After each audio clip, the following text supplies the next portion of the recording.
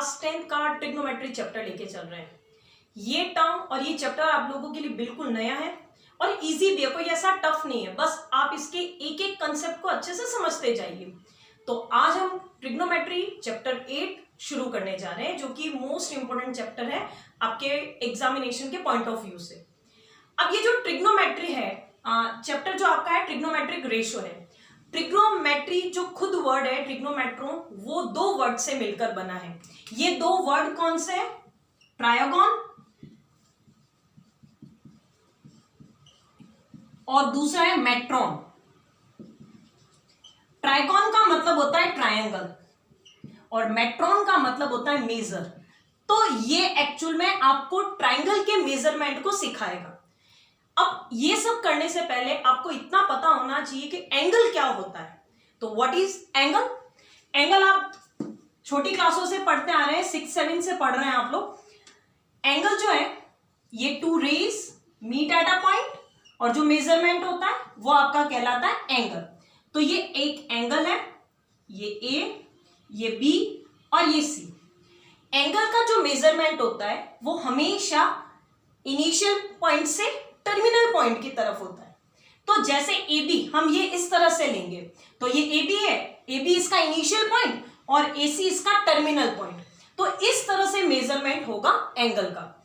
अब जो ट्रिग्नोमेट्री है उसका मेन टास्क है कि वो ट्राइंगल की किसी भी रिमेनिंग जो साइड्स है, रिमेनिंग एंगल्स है, उसको फाइंड आउट करना। अगर आपको कुछ एंगल या कुछ साइड्स आपको गिवन है, तो जैसे हम इसमें देख लेते हैं, हमें कुछ साइड्स वगैरह गिवन है इस एंगल में, और वो भी ट्रिग्नोमेट्री में अगर हम साइड्स या एंगल्स निकालते हैं तो with the respect of ratio, sides का रेशो, और वो भी किसके रिस्पेक्ट में? एंगल के रिस्पेक्ट में।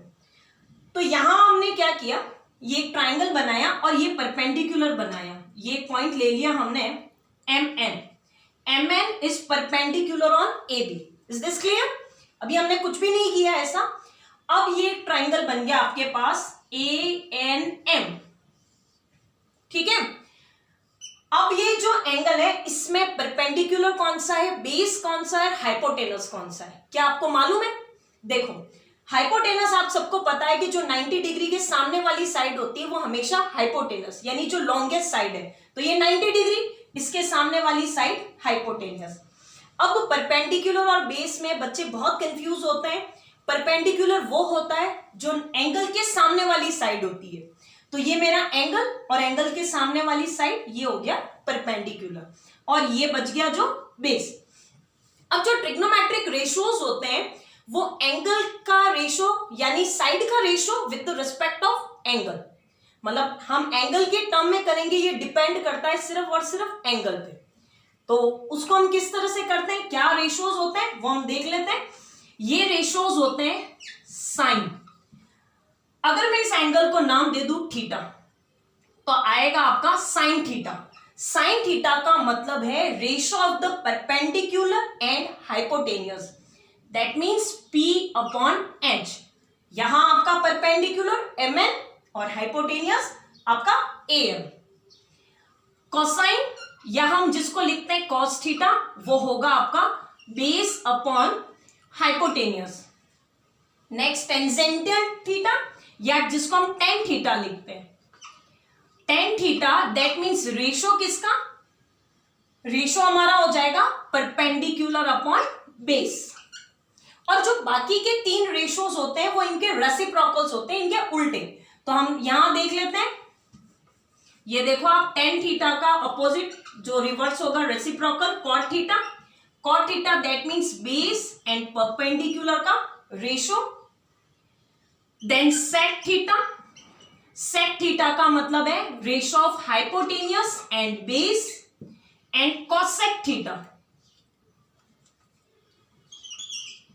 Cosec theta that means H upon P। तो ये जो 6 रेशोज है, आपको अगर एंगल गिवन है या कोई भी साइड गिवन है तो हम आसानी से तीसरी साइड निकाल सकते हैं। तो ये बात थी इंट्रोडक्शन की। इसको हम बहुत ही डिटेल में पढ़ेंगे, लेकिन आपको पहले ये सारे फॉर्मूलाज याद होने चाहिए। आपने कॉपी कर लिया, स्क्रीनशॉट ले लीजिए, नहीं तो इसके आगे मैं एक छोटा सा पॉइंट और बता देती हूँ। ये देखिए यहां जो हमारा फॉर्मूला आया tan थीटा, इनमें आपस में क्या रिलेशन है? आप देखिए यह sin थीटा है मेरे पास P अपॉन एच और cos थीटा मेरे पास है B अपॉन एच। अगर मैं इन दोनों को डिवाइड कर दूं तो आप देखिए h से h कट गया, that means perpendicular upon base, और परपेंडिकुलर अपॉन बेस क्या है हमारे पास? tan theta. तो यहां से एक रिलेशन आया हमारे पास, ये भी आपको ध्यान में रखना है, काम आएगा। tan theta is equals to क्या होता है? sin theta upon cos theta. इसके अलावा आप क्या लिख सकते हैं? यहां देखिए sin थीटा आपका P अपॉन एच है और cosec आपका क्या है? H upon P। That means sin theta is reciprocal of cosec theta, या हम कह सकते हैं sin और cosec को मल्टीप्लाई किया तो आंसर आएगा 1। Similarly cos theta and sec theta, इन दोनों का मल्टीप्लीकेशन क्या होगा? 1। तो आप इनमें अगर कोई भी डाउट हो, कुछ भी क्वेरी हो तो हमें कमेंट जरूर करें। हमने दे रखा है, ये नया चैप्टर है, समझते समझते आएगा, लेकिन अगर आप रेगुलर पढ़ते जाएंगे, रेगुलर प्रैक्टिस करेंगे, जैसा हम कह रहे हैं वैसा करोगे तो कहीं दिक्कत नहीं आनी है। अभी बहुत टाइम पड़ा है, हम आसानी से अच्छे से प्रैक्टिस कर सकते हैं। तो इसको कॉपी करिए, बाकी हम नेक्स्ट सेशन में करेंगे। बाय।